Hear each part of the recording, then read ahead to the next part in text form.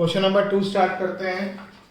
Question number 2 में भी assets और लायबिलिटी ट्रांसफर करेंगे पहले हमेशा की तरह, फिर देखते हैं कि कौन कौन से एसेट्स और कौन कौन सी लायबिलिटीज ट्रांसफर की जाएंगी।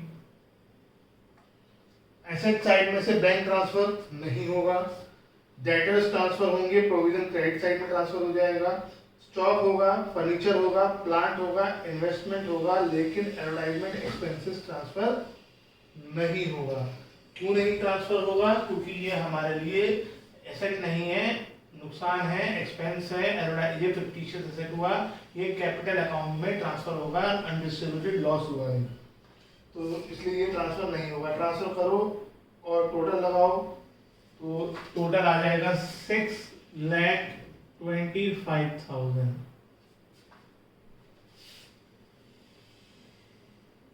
उसके बाद लायबिलिटी साइड से पहले तो प्रोविजन ही ट्रांसफर हो जाएगा, फिर क्रेडिटर्स ट्रांसफर होंगे, फिर मिसेस अनुराग लोन ट्रांसफर होगा।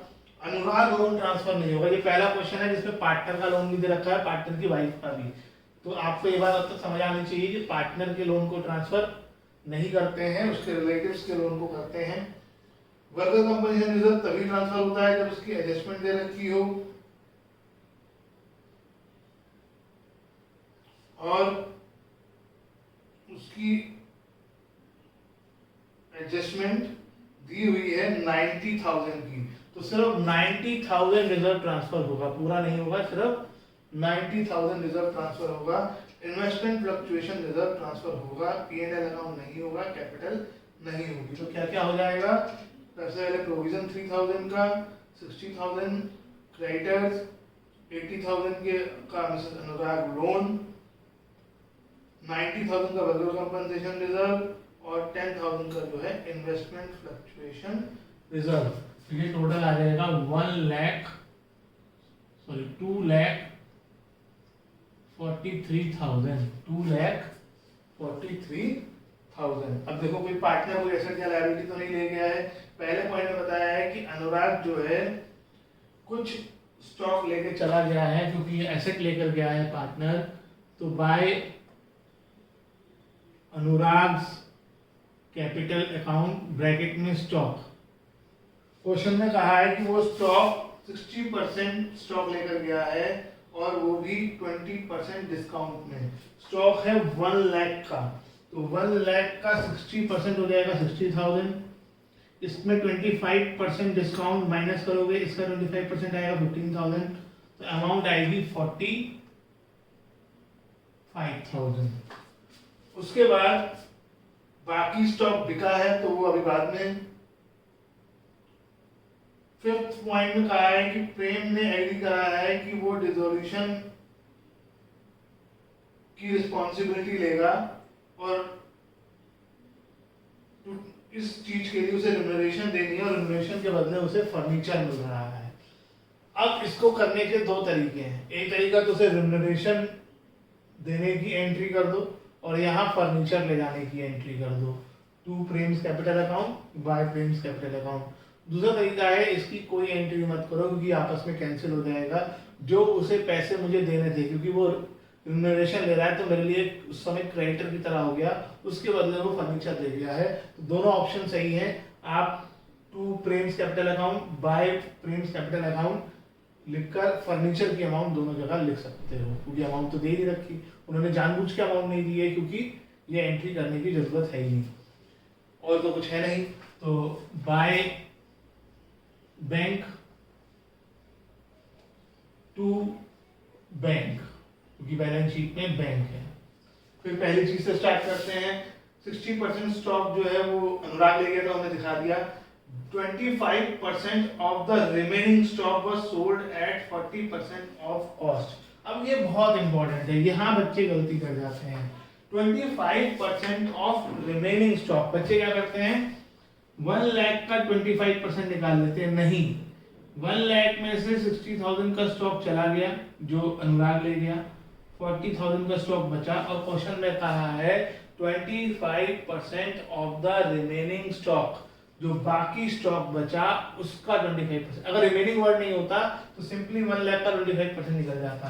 फिलहाल 40 1000 का 25% निकलेगा जो कि आएगा 10,000।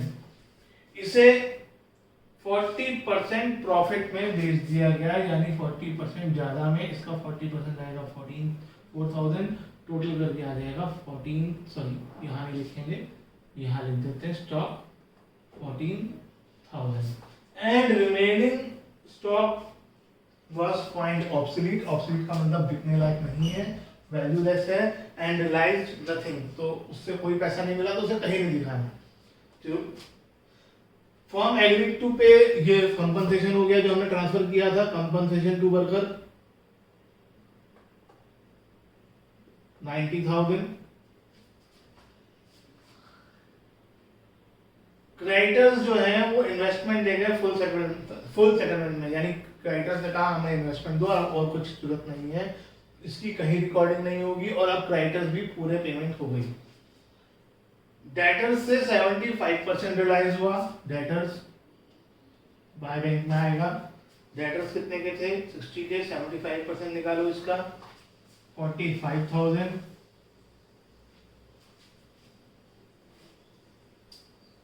प्लांट से 20% कम रियलाइज हुआ, प्लांट 4 लाख का था, प्लांट 80,000 कम करके। मैं फिर बता रहा हूं, कई बच्चों ने सीधा 80,000 लिख दिया है। ये पहला 5th पॉइंट हो गया। रिलायेशन एक्सपेंसेस वर 10,000। आपको क्वेश्चन में नहीं बताया है कि रिलायेशन एक्सपेंसेस पे किसने करे हैं और बॉन्ड कौन कर रहा है, तो बॉन्ड भी फॉर्म करेगी और पे भी फॉर्म करेगी, तो रिलाइजेशन एक्सपेंसेस 10,000। उसके बाद क्वेश्चन खत्म है। अब एक बार देख लेते हैं। क्रेडिटर्स फुल सेटल हो गए थे। मिसेस अनुराग लोन जो हमें ट्रांसफर किया है वो अभी तक पे नहीं हुआ है, तो वो हम पे करेंगे। क्वेश्चन में जब तक नहीं कहा जाएगा तब तक पार्टनर लेके नहीं जाएगा, अपनी मर्जी से कुछ नहीं करना है। 80,000 पूरी अमाउंट। उसके बाद और क्या ट्रांसफर किया था हमने? वर्कर कंपनी फंड, वो पे हो गया है। इन्वेस्टमेंट फ्लक्चुएशन रिजर्व वो पे नहीं करते हैं, और प्रोविजन फॉर बैड डेट भी पे नहीं करते हैं। तो इनका टोटल आ गया 1,80,000 और इनका टोटल आ गया 3,79,000। इसके बाद आप इसे अपने आप पूरा करेंगे, पहले से पूरा करेंगे। पार्टनर्स कैपिटल अकाउंट बनाएंगे।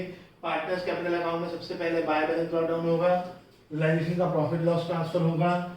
ये जो बाय अनुराग लिखा है ये टू रियलाइजेशन बन जाएगा। एसेट साइड में वर्कर कंपनसेशन रिजर्व के 30,000 बचे हैं, वो बाय में बढ़ जाएंगे। P&L अकाउंट बाय में बढ़ जाएगा।